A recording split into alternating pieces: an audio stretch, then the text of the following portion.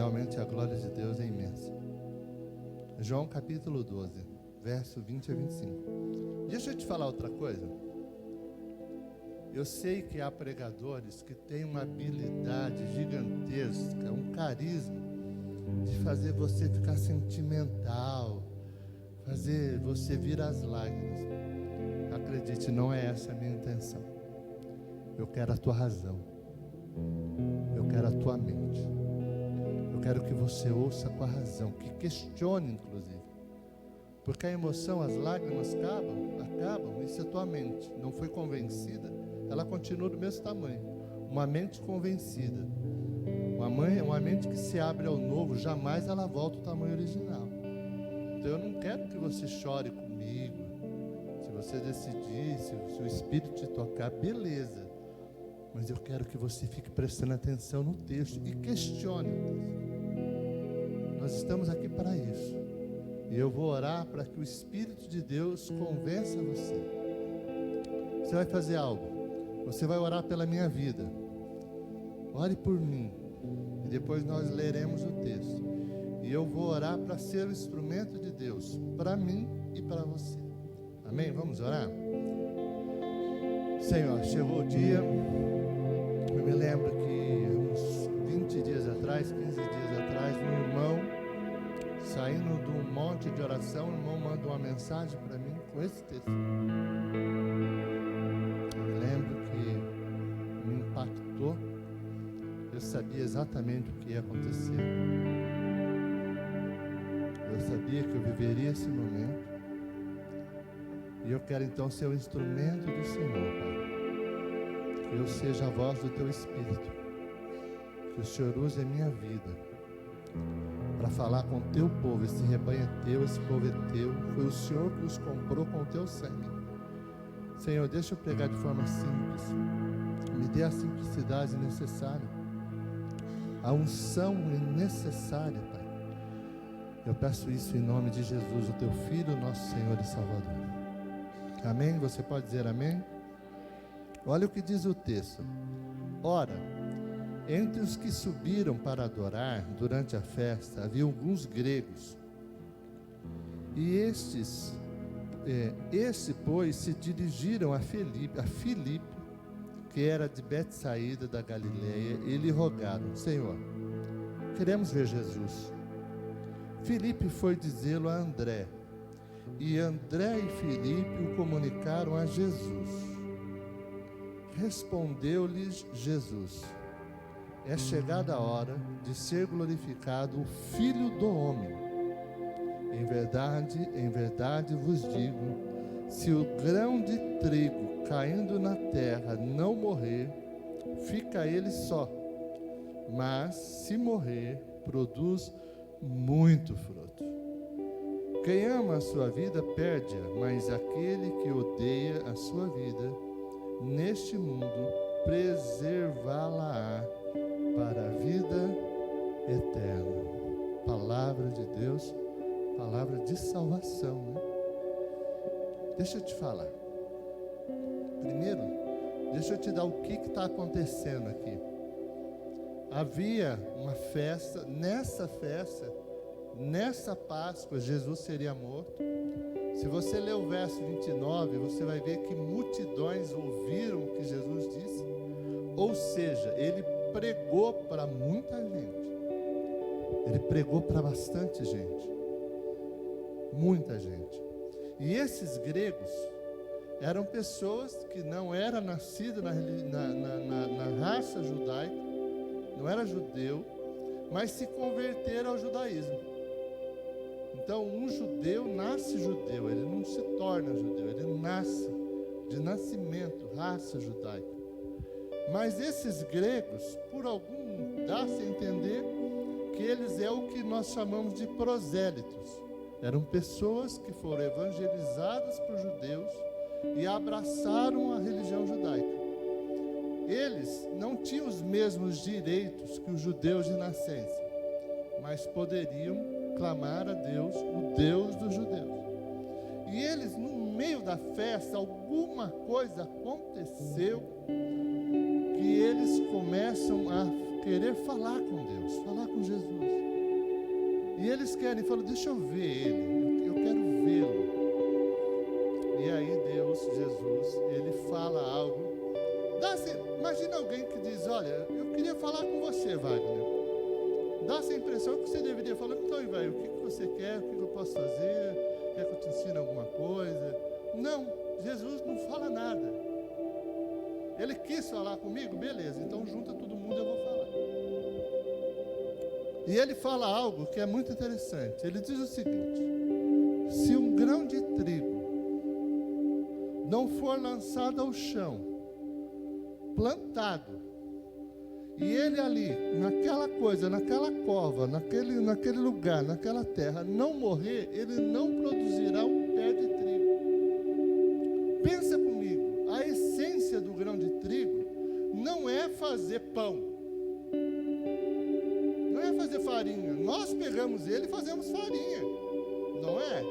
Mas a base, aquela é uma semente para lançar mais trigo. Nós somos oportunistas, vamos lá, catamos ele, limpamos, descascamos, moemos e fazemos a tal farinha de trigo. Mas ele foi criado para isso? Também. Mas a essência dele é gerar novos pés de trigo. Uma semente gerando milhares ou centenas de sementes. E Jesus dá essa coisa, dá um nó na cabeça dos caras. Ele diz, olha, se um grão de trigo não morrer, ele vai ficar só. Porém, se ele morrer, ele vai produzir outros grãos de trigo. Aí ele não vai mais estar só. Parece estranho, é por isso que eu estou aqui essa noite.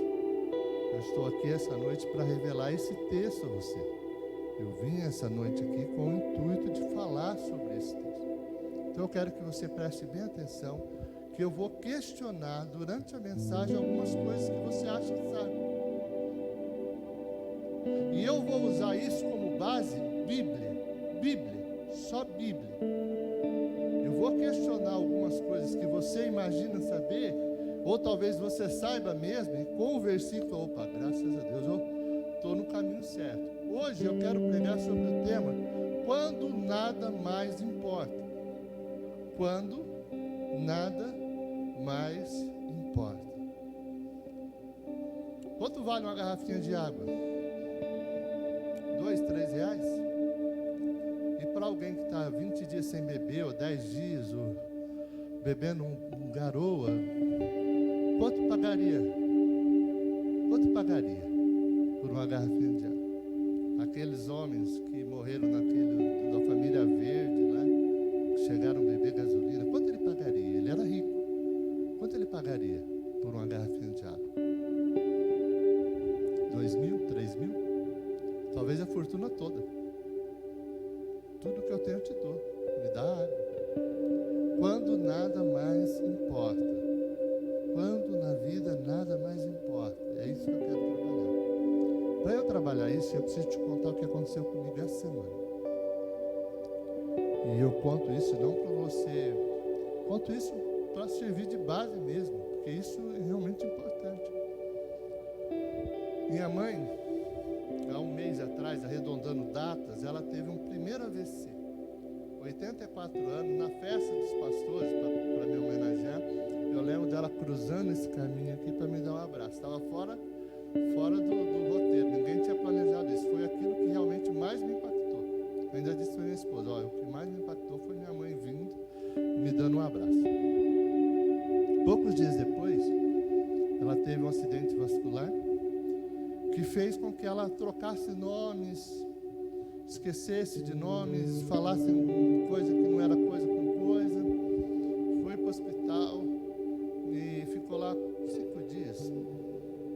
E me lembro que na noite que eu dormi com ela, a noite anterior eu dormi lá no hospital com ela. Ela continuava sendo a dona Ana de sempre, dando ordem, eu quero coisa aqui, tira essa cadeira, pega não sei o quê. Eu falei, essa é minha mãe, tá bom, melhorou. Porque ela é assim. Cada leito do HB, ela tem plano de saúde, tem uma cadeira. A vizinha do lado pegou a cadeira e levou para o lado da cama da outra. Falou, não, põe aqui, cadeira aqui. Ninguém aceita, não, mas eu quero aqui. Falei, então tá bom. Manda quem pode, obedece quem tem juízo, né? Fui lá, botei a cadeira, ela dormiu. Dormiu, tudo tranquilo. Depois havia o revezamento e um outro irmão, uma irmã, ficou para revezar comigo. E de repente nós fomos surpreendidos que eles deram uma alta para ela, porque realmente no caso dela, melhor ficar fora do hospital. E ela saiu do hospital em torno de meio-dia. Meio-dia saiu do hospital, 4 horas da tarde, arredondando o horário, pouco mais, pouco menos. Ela teve um segundo acidente vascular. Esse muito mais grave.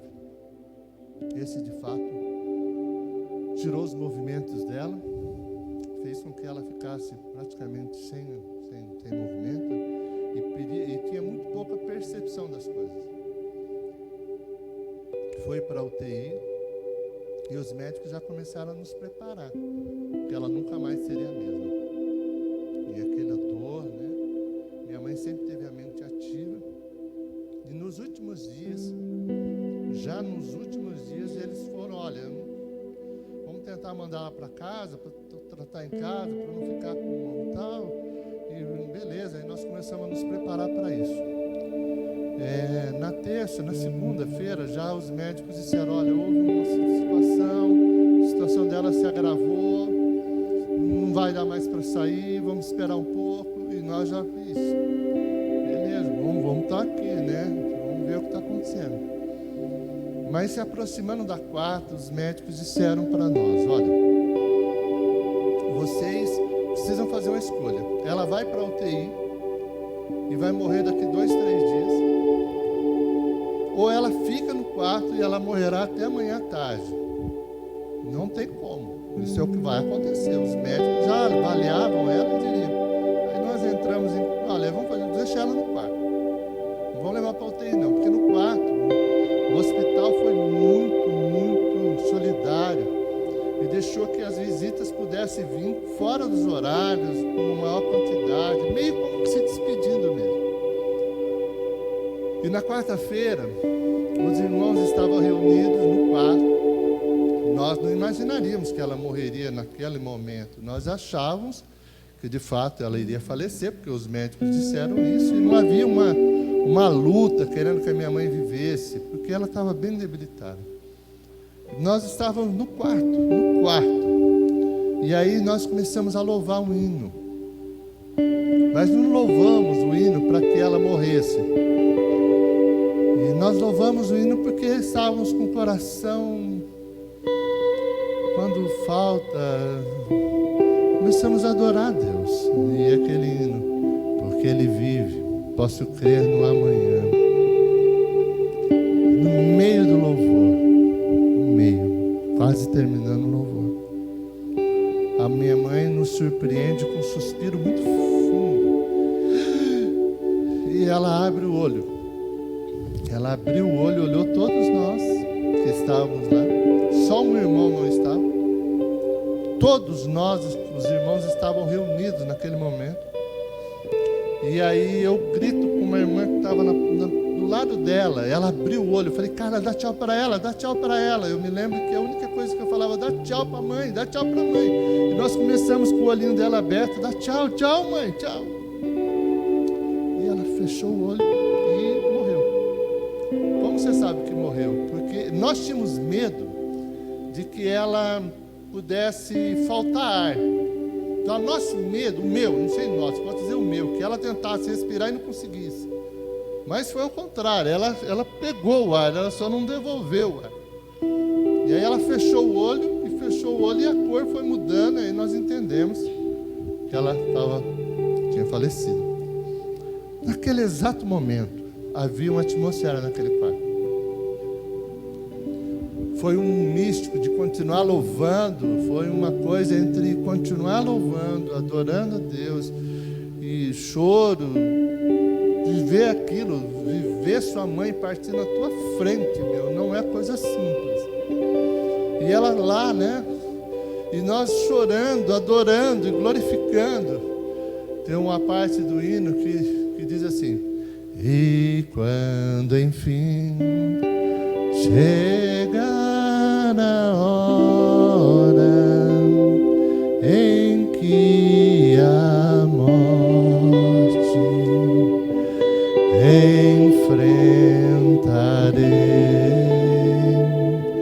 sem medo então, terei vitória,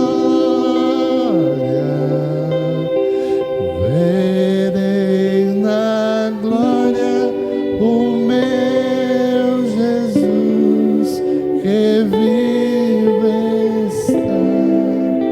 Agora você vai entender por que eu coloquei esse tema. Quando nada mais importa. A hora que ela fechou os olhos, não acabou,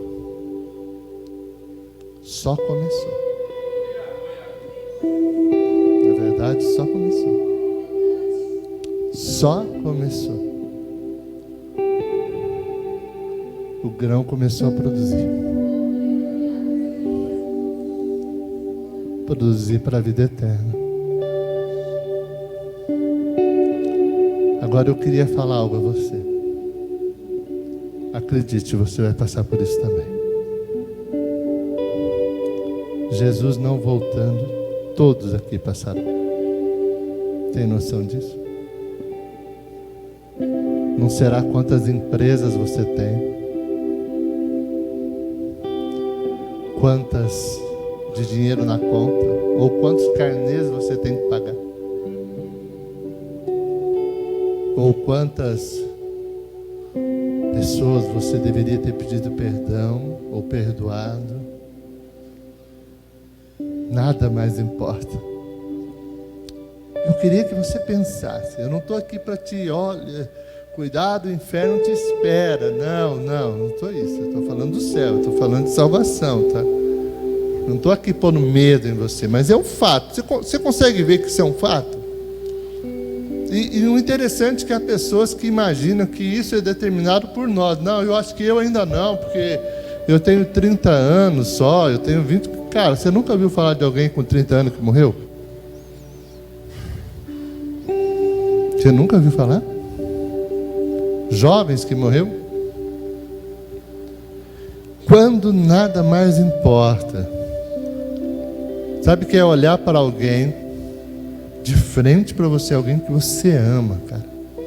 Alguém que cuidou de você. Minha mãe era semi-analfabeta, eu tive um problema muito sério de saúde. Minha mãe saía de uma outra cidade aqui na região e vinha para Rio Preto, mal sabia não dar de circular, mas ela catava na minha mão e levava para cima e para baixo. Guerreira, você olhando e falando, meu Deus, a melhor de todas as decisões ela tomou. E não foi a de morrer. Não é essa morte que ela enfrentou, não. Foi a morte que ela enfrentou antes. A decisão que ela teve antes. Olha, primeiro não. Uma das coisas que é importante, eu não vou falar de religião aqui, tá? Religião torna essa mensagem muito pequena. Religião é um negócio que é um BO, problema monstro. Porque pessoas se refugiam nela como garantia da vida eterna. Não. A garantia da vida eterna é nascer de novo. É morrer e nascer de novo. Não é mudar de religião, não é dentro da religião se tornar melhor.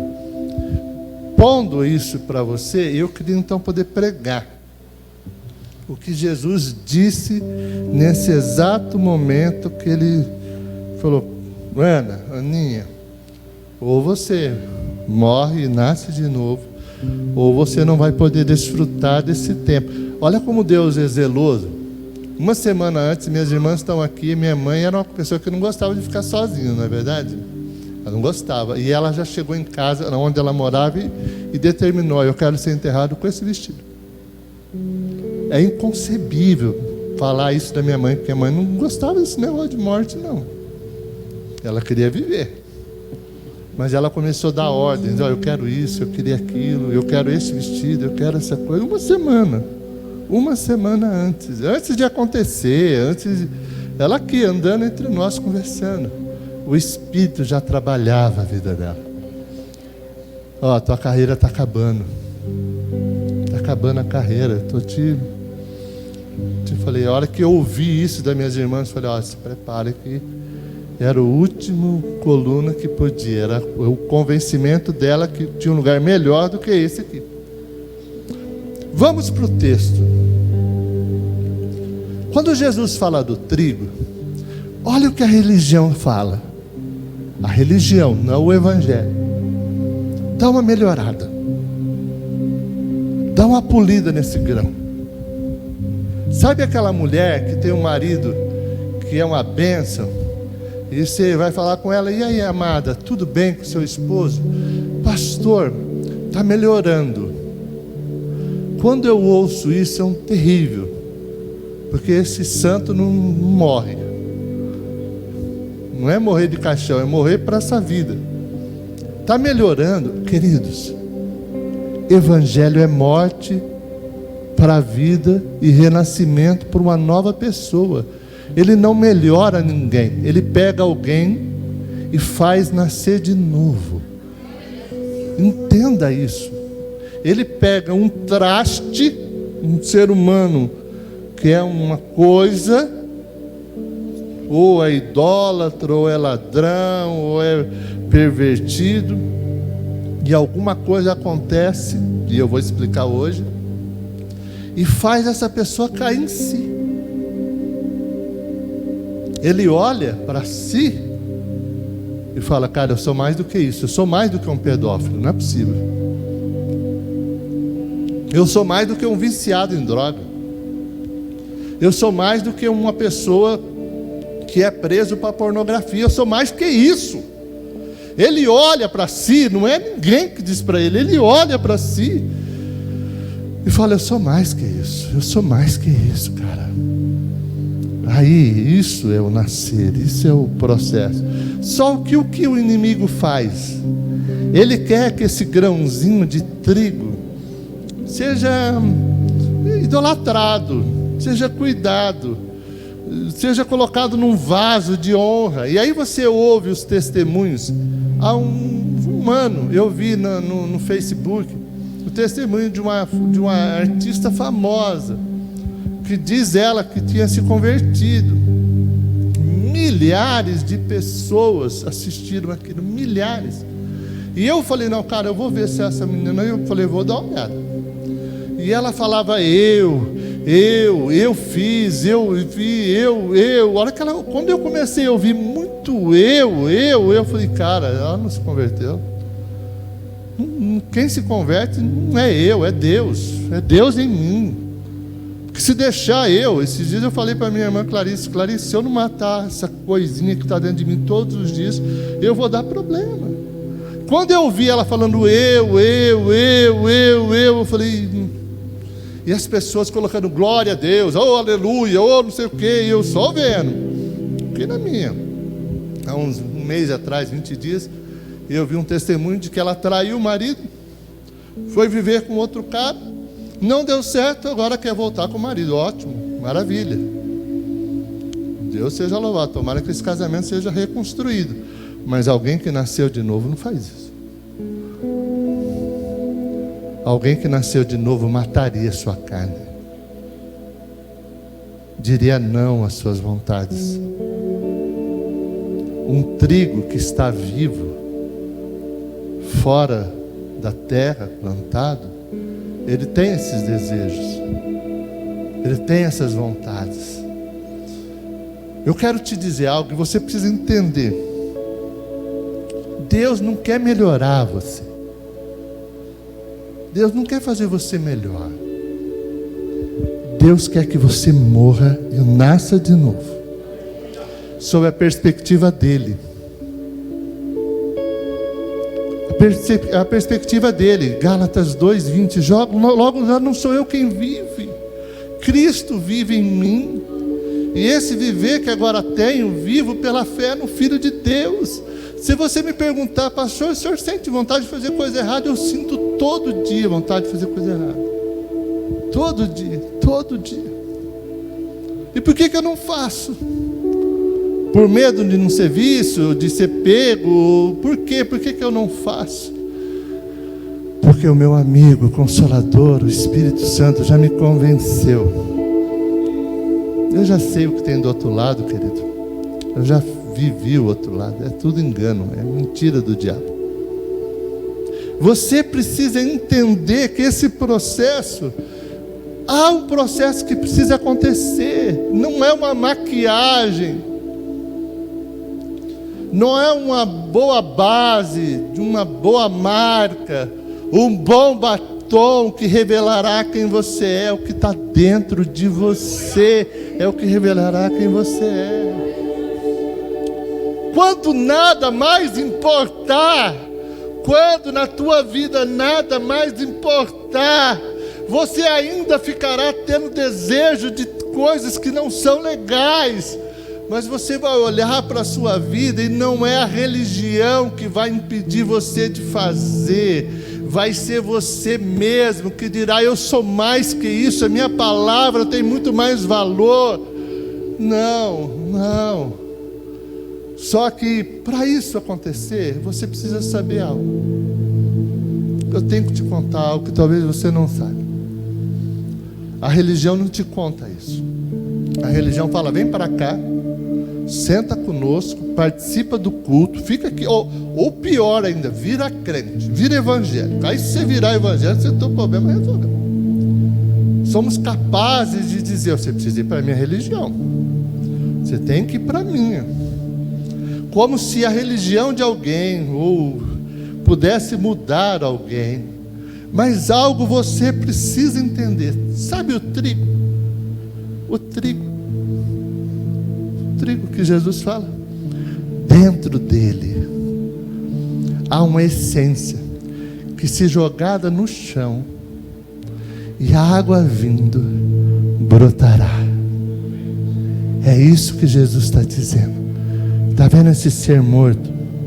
O trigo, sem estar no chão, é um ser morto, que só serve para virar farinha,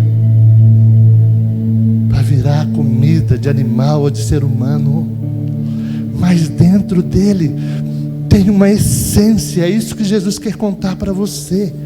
Tem uma essência. Tem essência lá dentro. E dentro de você, debaixo dessa casca, debaixo dela, tem um espírito clamando: Abba, Pai. Ele veio do Pai. Por pessoas não saberem disso, elas adoram macacos, elas adoram animais, elas adoram imagens, elas adoram qualquer coisa que sufoca esse desejo de voltar para o Pai, de ter o Pai de volta. Sabe você tem dentro de você um espírito. Não importa se você é negro, não importa se você é branco, não importa se você é velho, não importa se você é novo, não importa se você é homem, não importa se você é mulher. Deus, quando te fez, soprou em você o teu espírito.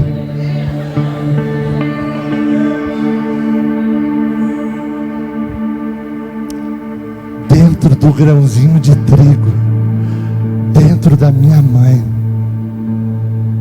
havia algo que no tempo certo, na hora certa, jogado ao chão, naquela escuridão do chão. Sabe, nesses cultos que você vem, sabe, nesses cultos, ou naquela pregação que você ouviu na internet, alguma coisa parece que mudou em você. Ué, o que está acontecendo? Estou achando estranho, não sei. É a tua natureza carnal não suportando aquilo que Deus está fazendo. O teu espírito começa a querer ouvir louvores. O teu espírito começa a dizer: você é mais do que o teu vício. Você é mais do que aquilo que as pessoas dizem de você.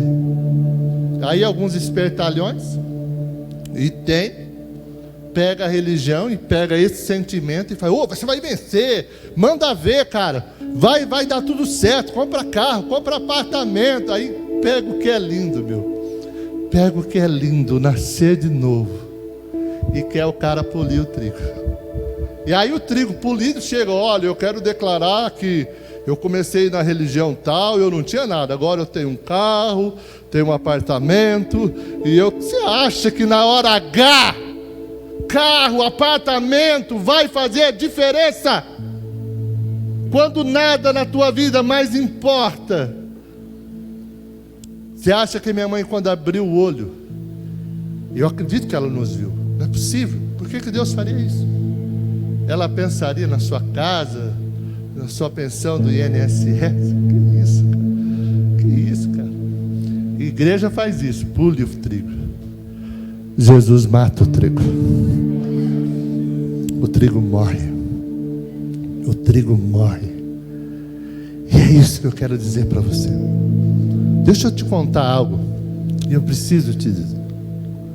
Talvez você não saiba. Quando eu subi, eu achei, eu não gostei. Mas eu preciso contar para você. Você sabia que você não nasceu filho de Deus? Não nasceu. É horrível ouvir isso, né? É horrível saber que eu não nasci filho de Deus. Pessoas acreditam, literalmente acreditam que nasçam filhos de Deus. Eu vou te falar algo que é bíblico.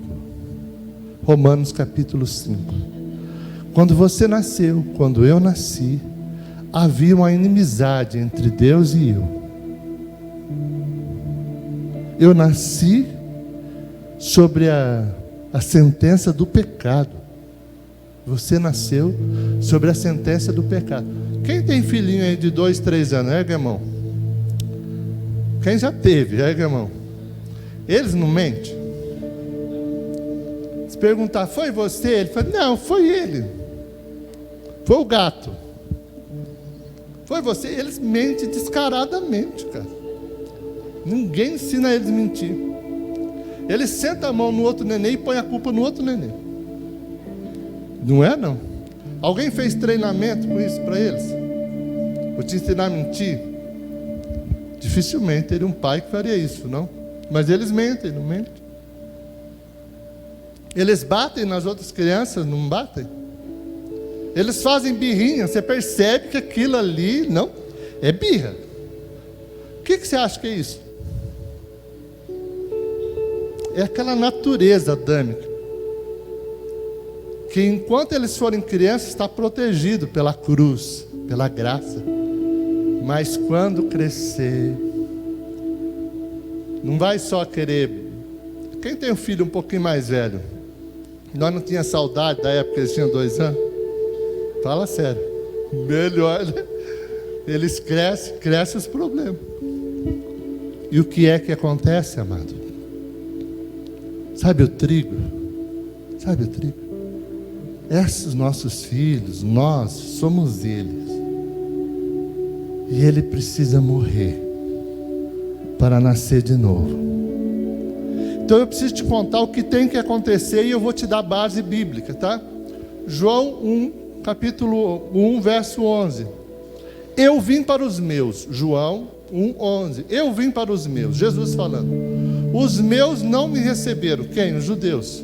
Mas a todos quanto me receberem, eu lhes dou o poder de serem feitos filhos de Deus. Serem feitos, não são, serão. E quando eu serei? O dia que eu decidi morrer. Morrer para minhas vontades. Morrer para as minhas amantes, para as drogas, para os erros. E você tem que matar isso todo dia. Primeira coisa que precisa acontecer, você precisa, e aí eu chamo isso de germinar. Germina. E aí a religião vai te dar uma ajuda. A religião te dá uma ajuda.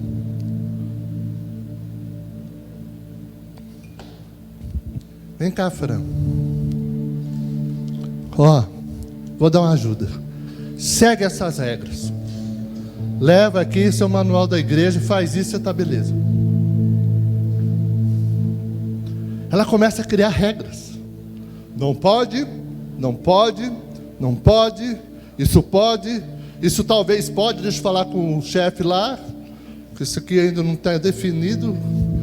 Isso pode, isso não pode, isso talvez pode. E a religião faz isso.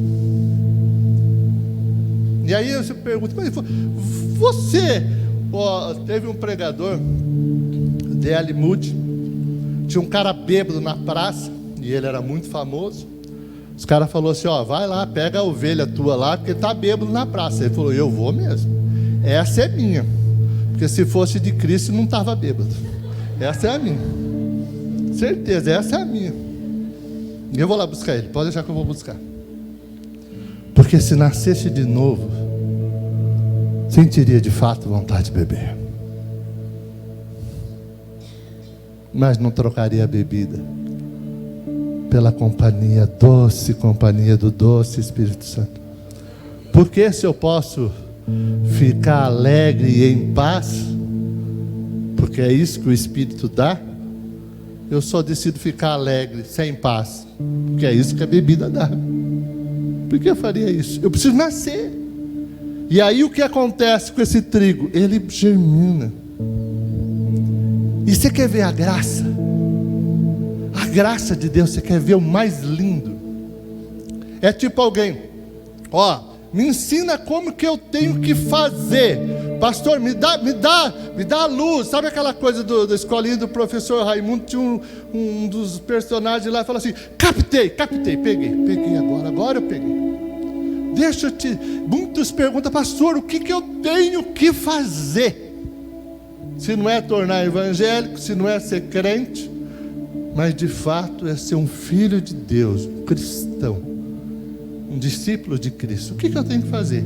Pasme, você não tem que fazer nada. Isso é a graça.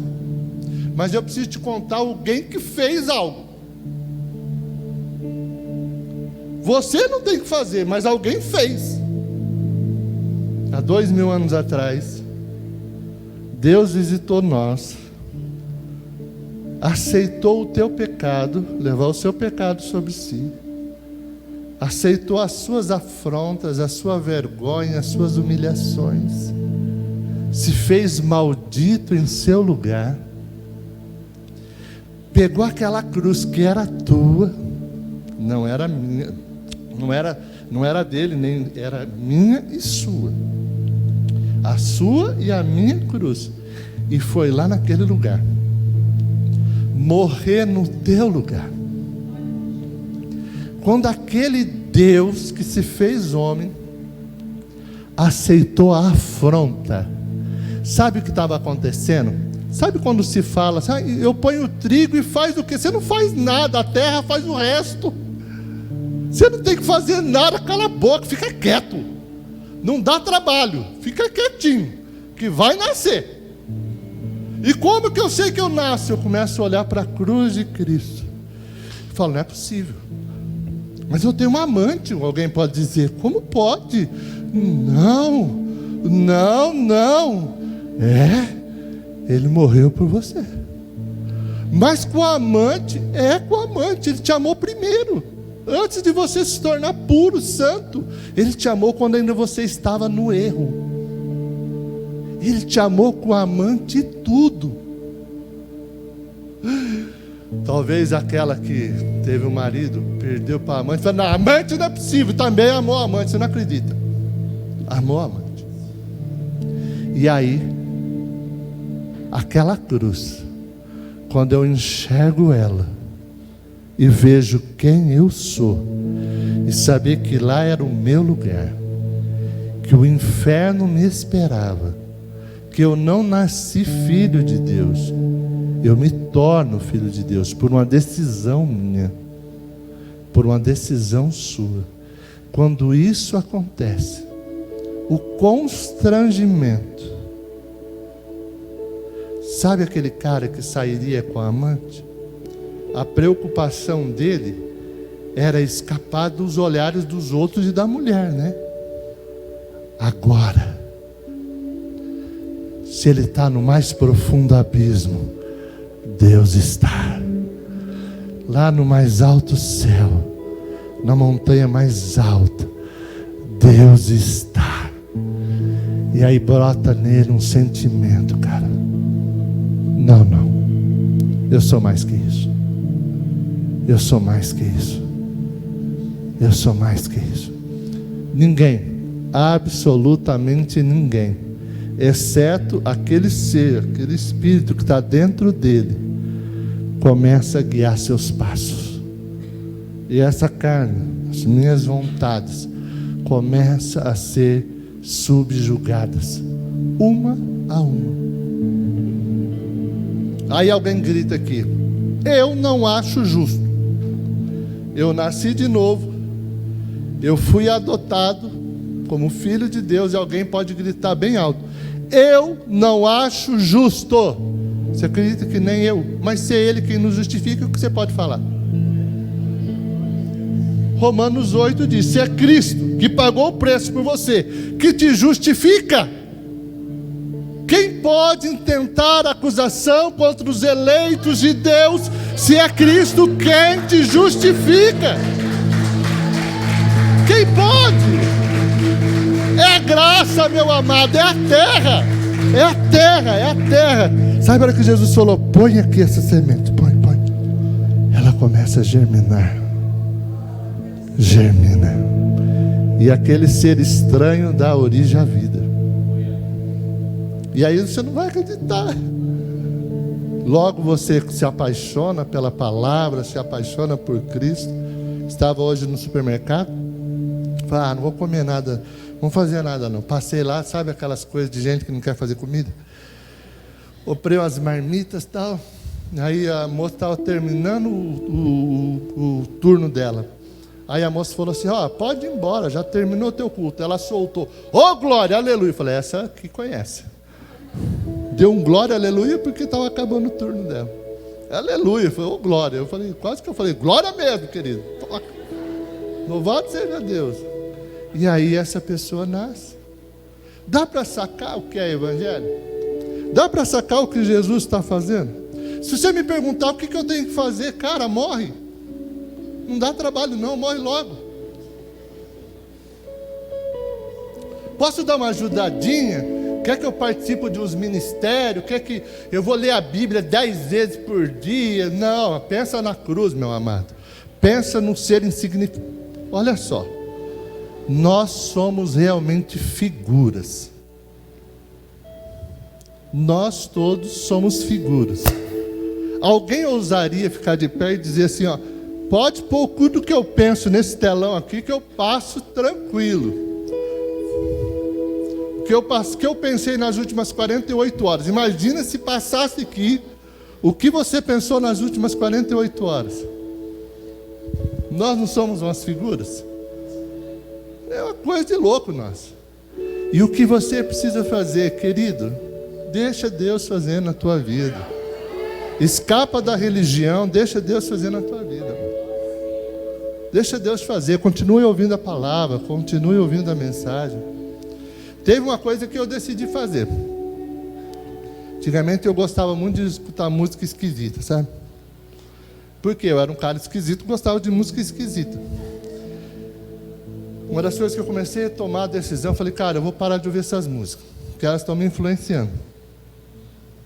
Na minha época, tinha uma música que falava assim, e eu gostava: lá vem o negão, cheio de paixão, ticatá, ticatá, ticatá, querendo pegar todas as menininhas. E eu gostava disso. Como pode, cara? Não é normal. Nada contra. Mas isso é o que me embalava. Hoje, se eu escuto isso, eu já está repreendido em nome de Jesus. Você entende isso? E aí eu comecei a querer ouvir música que diz que Deus me ama, mas já era o Espírito. eu primeiro precisei me reconhecer. Queria pedir, pastor Paulo, vamos chamar o grupo lá? Esperar o grupo subir para depois. Talvez aqui, você sabe que numa mensagem como essa a gente guarda uns 10 minutos só, não é verdade? Então vamos guardar algumas coisas assim que você precisa guardar. Haverá um dia na tua vida que isso que eu estou pregando é tudo que importará. Não é a tua religião, nem a minha que me salvará, mas se eu decidir morrer e nascer de novo, se eu decidir fazer isso comigo mesmo, aceitar o que Jesus fez por mim. Nós temos aqui um problema. Nós temos um problema muito sério. E o problema é o seguinte: o ser carnal, a carne não é isso aqui, querido, é as tuas vontades. Tem pessoas que confundem carne com pele, osso. Não. As tuas vontades, ela sempre vai militar contra o teu espírito. Sempre. E se você tentar entender o Evangelho de Cristo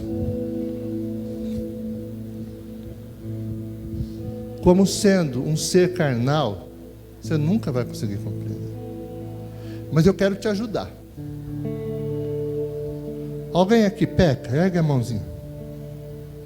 Ergue mais, fala logo quem você é. Ou você aceita isso ou você está ferrado. Olha a palavra feia, mas é isso. Porque o teu pecado te levará para o inferno, a não ser que Cristo seja o teu Redentor. Desculpa usar esse termo chulo, mas todos somos pecadores. E não é a nossa religião que nos garante. É saber que Cristo morreu em meu lugar e cuida de mim todos os dias. Nós não tentamos dizer para minha mãe, ó, você precisa, mãe, ó. Nada mais importa. O trigo foi lançado na terra, ele brotou, começa a germinar, e assim acontece na tua vida. E acontecerá ouvindo a palavra. Sabe a primeira coisa que eu me dei conta? Vou falar, vocês vão assustar. Clarice, sabe a primeira coisa que eu me dei conta? Não é que Deus era bom, é que eu era ruim. Porque eu achava eu mais ou menos. Eu me dei conta que eu era ruim. E eu me dei conta de que eu era ruim, não porque os frutos que eu estava colhendo eram ruins, de fato era ruim. Mas eu entendi que o fruto que eu estava colhendo é porque eu gostava de plantar errado. Eu gostava do erro. O cara vai me dizer que alguém aqui é viciado em jiló? Não consegue viver um dia sem comer jiló? Ninguém. Mas as pessoas se viciam em cocaína, se viciam em cigarro, se viciam em bebida. Para essas pessoas isso é bom. Para elas isso é bom. E o que eu quero te ensinar com isso, querido? Há algo maior do que você. O amor de Deus te constrange. Deus amou o mundo de tal maneira que agora esse filho está dizendo: olha, eu te quero para mim, meu. Eu não te quero como... Eu te quero para mim, sabe? Eu quero você. E você sabe o que é mais interessante? Eu acordo sabendo que eu ainda sou ruim.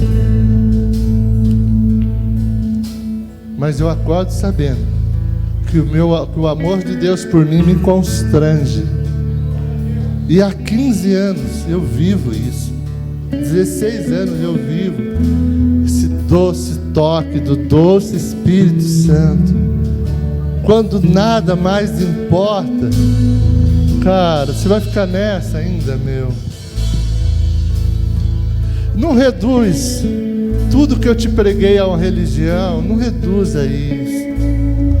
Não reduz a cruz de Cristo a marca de igreja. Não reduza. A Márcia, Nós fomos mexer numa planta, os espinhos desse tamanho. Quase acabou com ela e eu, porque nós girava a planta e ela cortava. Pá, e depois nós vimos. Eu falei, nossa, como nós é jumento mesmo, não é possível. E a hora que eu olho para aquilo, eu falei, cara, uns espinhos desse tamanho. Acabou com nós. Tem ideia do tamanho dos espinhos que tinha aquela coroa?